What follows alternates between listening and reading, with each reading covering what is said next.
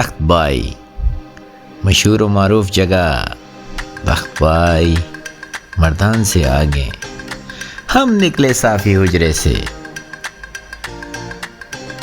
मंदनी बाज़ार से होते हुए जलालिया पहुँचे और वहाँ से हम आए तख्तबाई। तख्तबाई मशहूर है दो चीज़ों के लिए।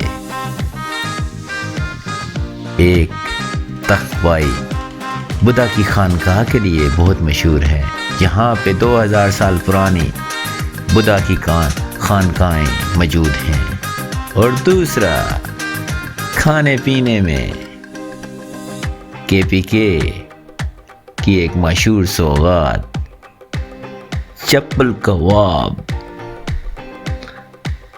हमने सफदर होटल से हाजी बाबा के मुठ वाले चप्पल कबाब बनवाए। इसके साथ साथ हमने अमरोज़ खान से फ़िश फ्राई करवाई और सज्जी भी ली। साथ में कुछ काबली पुलाव रखा, ड्रिंक्स, और निकल पड़े खानकाहों की जानिब। तख्तबाई आए अब आप हमारे साथ तख्तबाई की इन खानकाहों का विज़िट करें।